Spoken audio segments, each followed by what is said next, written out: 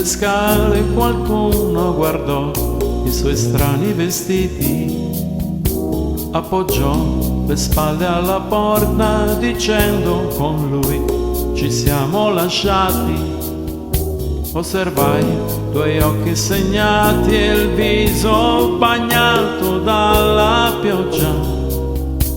Non so, mi disse, non so come uscirne fuori, non lo so.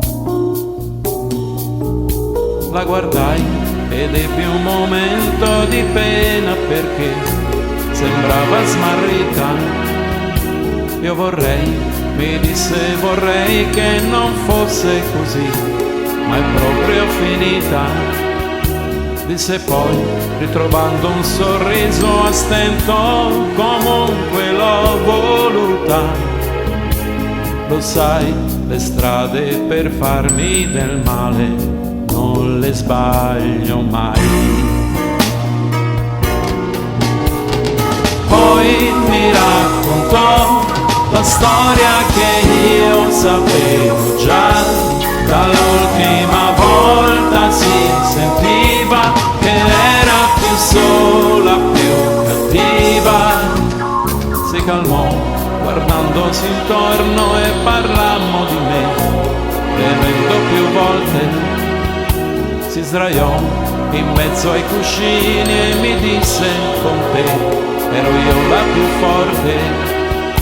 Disse poi, inseguendo un pensiero, è vero, con te io stavo bene. E se io fossi una donna che torna, è qui che tornerei. Poi cenammo qui, le chiesi domani cosa fai. La pioggia batteva sui balconi, rispose ci penserò domani.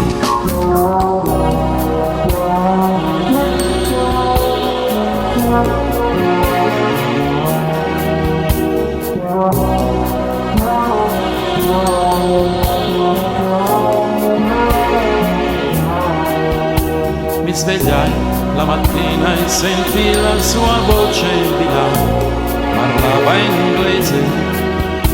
La guardai, aveva il telefono in mano e il caffè e non mi sorprese. Accettai il breve sorriso e il viso di una che non resta.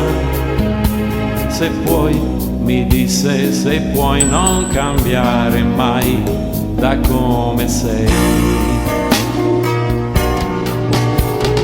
Poi se ne andò via nel modo che io sapevo già.